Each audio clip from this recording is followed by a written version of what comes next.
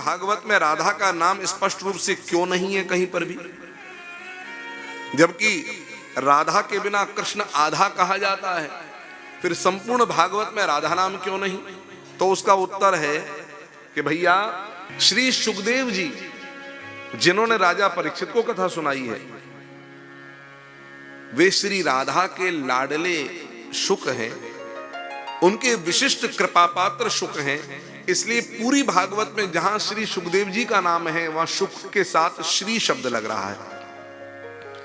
और हर जगह पर जैसे सूत जी वक्ता है तो सूत उवाच, शौनक उवाच, व्यास उवाच, लेकिन जहां सुखदेव जी का नाम है वहां श्री शुक उवाच। अब पूरी भागवत पढ़ के देखिए तो श्री शुक का अर्थ बोले श्रिया, श्री राधाया शुकः, श्री शुकः, जो श्री राधा का शुक है वो श्री शुक है। तो अपने राधा आराध्या है, इनकी राधा इनकी गुरु है, राधा इनकी कृपादात्री, इन पर कृपा वर्षण करती है। तो राधा का नाम वाणी से निकलता तो रा अक्षर निकलता, उसमें मूर्छा लग जाती, धा अक्षर निकल ही नहीं पाता, इतना भावावेश हो जाता।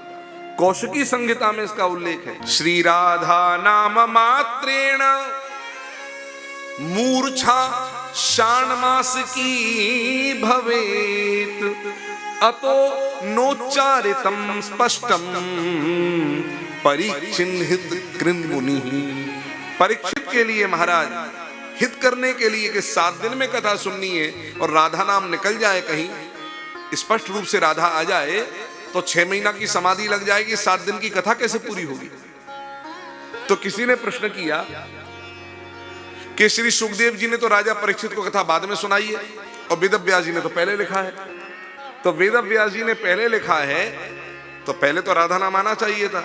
तो मैं आपको निवेदन करूं, ये वेद व्यास स्वयं भगवान नारायण के अवतार हैं, 24 अवतारों में एक है, साक्षात भगवान है। ठीक। दूसरी बात, ये हमारे जैसे हाड़ मास का देह प्राप्त किए हुए व्यक्ति नहीं है, मनुष्य नहीं। जन्म लेते ही बड़े भी हो गए, त्रिकालावादित ज्ञान भी इनको प्राप्त हो गया, तपस्या करने भी चले गए। ये वेदव्यास है। इन्होंने क्या किया, जब नारद जी ने इनको चतुश्लोकी भागवत दी तो इन्होंने नेत्र बंद करके अपनी प्रज्ञा के द्वारा भविष्य को देख लिया कि भविष्य में राजा परीक्षित को श्री सुखदेव वे कथा सुनाएंगे तो उनकी दशा क्या होगी। बोले इस दशा में कथा सुनाएंगे, तो भविष्य की देखी हुई चीज को उन्होंने वर्तमान में अंकित कर दिया। इसलिए संपूर्ण भागवत में राधा नाम कहीं पर भी उल्लेखित नहीं हो पाया, क्योंकि बुद्धि 4 प्रकार की बुद्धि है। कौन कौन सी 4 प्रकार की बुद्धि है?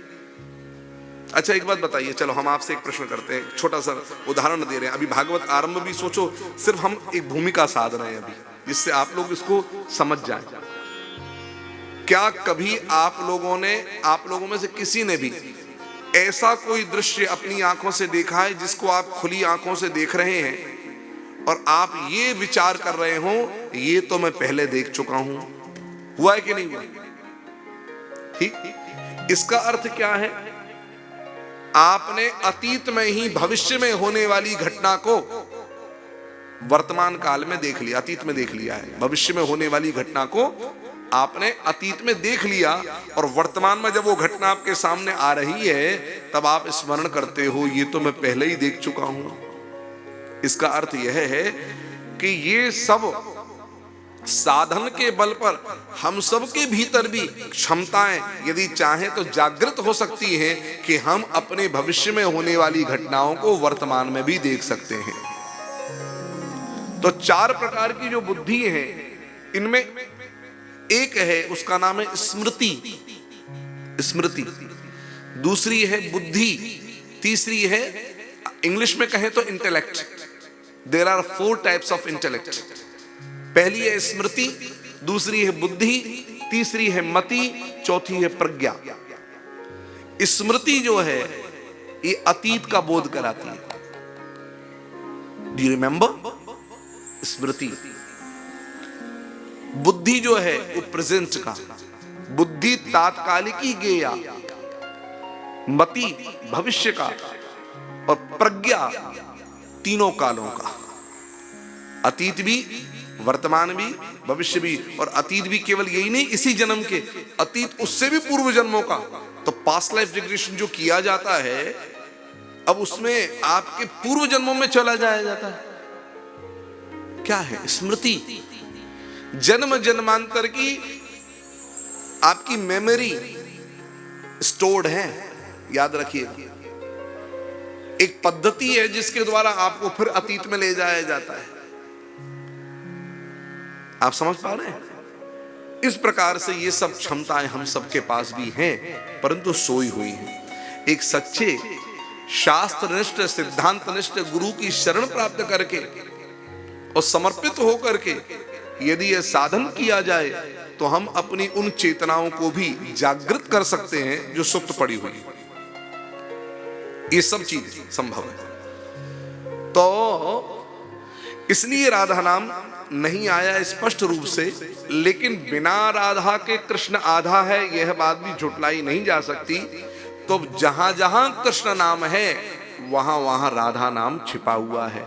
कैसे छिपा है? जैसे मेहंदी के पत्ते में जो हरे हरे रंग के पत्ते हैं उनमें लालिमा छिपी रहती है। जब मेहंदी रचती है तो लाल लाल हो जाती है, पत्ते हरे हरे रहते हैं, लेकिन उसके भीतर लालिमा रहती है। वैसे ही जहां जहां कृष्ण है उनमें छिपी हुई श्री रासेश्वरी राधा रानी लालिमा के समान छिपी हुई है।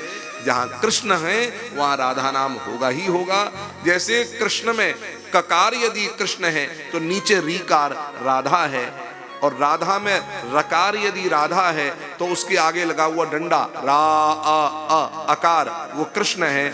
श्रीमद् भगवद गीता में भगवान कहते हैं अक्षराणाम अकारोस्मि, अक्षरों में अकार में हूं। इस सिद्धांत से तो कौशिकी संहिता में लिखा, एक ग्रंथ में लिखा है, यथा प्रियंगुपत्रेषु गूढ़ मारुण्य मिश्यते श्रीमद् भागवते शास्त्रे राधिका तत्वमीदृशम।